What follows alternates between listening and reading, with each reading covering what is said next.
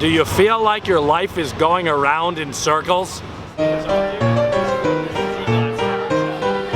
Hey, Michael Ian Cedar here from thelegacyofyou.com. Today we're here in Bryant Park, New York City, and we're talking about reinvention. I'm here with my very good friend, Chasta, Hamilton, Calhoun. She is somebody who holds me accountable for my shiznizzle. I'm gonna ask Chasta a bunch of questions. She doesn't even know what I'm asking her, so let's see what she has to say, because I always look towards her when it comes to reinvention. What is reinvention? What do you mean by reinvention? Reinvention is when you're not becoming complacent or stagnant in your personal or professional brand. And do you think a lot of people become stagnant? I think it's a possibility, especially if you're not reevaluating and you're not being self-aware. What do you think stagnation feels like? How would someone know that they're sitting stagnant? Because I think a lot of people are numb to it. I agree with you. I think a lot of people are numb to it, but I think if you're constantly staying active and pushing beyond your comfort zone, I think that's the key, is not being too comfortable in anything. So for you in the dance studio, she owns a really, really awesome dance studio in Raleigh, North Carolina. What is the messaging then? What's your theme? So I think the messaging in all of my projects is inspiring people to be as well-rounded and successful as possible through creativity. So the idea is not even to make them into dancers. And that's the byproduct. The byproduct, oh, that's Yeah. interesting. So it's not about being the best dancer. No, you become a great dancer because you're choosing the dance studio as a vehicle to succeed, and you're becoming a great dancer, but you're also becoming an amazing person. So you want to inspire people to be the best version of themselves. The vehicle is dance. At the dance studio. At the dance studio. And then also have theater projects. Right. And the dance exec, Right. which also continue to inspire people to do that, but through other avenues.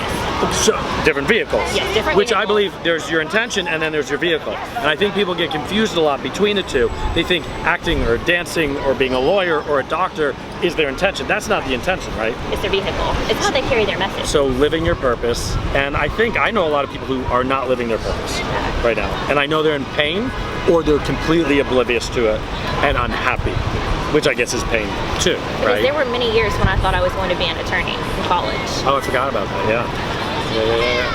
And then what made you change that? How did you know? How were you brave enough to turn on a dime? Well, I did an internship, and that was hugely eye-opening. But then I still kept with the idea for 2 more years. And then ultimately, I just realized I didn't have that spark for it. I didn't have the drive to be in that industry and push myself nonstop. If you could reach every college student right now who is not fulfilling their purpose, what would you say to them? I would tell them to be open to a non-linear journey. I think so many times students feel like they have to get on this straight course and that it's not okay to like curve and take different directions and take different paths. And I think so much excitement and joy in life come from maybe not hitting every goal mark. You know, society has all of these preconceived, do this, do that, do this, do that. I don't think any of us have to follow that journey. We have to find our own journey. Why are enough people not changing? I think it's because they feel that maybe they have these relationships. They feel that other people have expectations of them.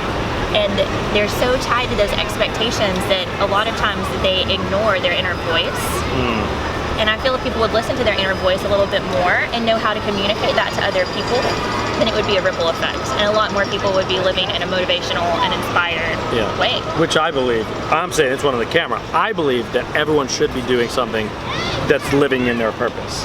And the pressures of living to other people's expectations is where that pain right here comes from, right? What do we start doing now to get more people to live like you, to accept that fear and being scared of living on purpose? What can we start to do right now, immediately? Self-awareness. Self-awareness is key. You know, the more awareness we can have about who we are as a person, what makes us drive, what makes us fearful, then the better we can operate and the better we can find our message. The number one thing you can do to help be more aware about yourself is to allow yourself as many experiences as possible. You have to know, it's like dating, right? Yeah, right. Life is dating. Life You is date life. Dating life. There's our first book, Dating Life. Creative rejuvenation. Creative rejuvenation. I like that. Everyone needs it. Creative rejuvenation as a place to reinvent. So building awareness and evaluating. And facing fear. And facing fear. Being comfortable with the uncomfortable.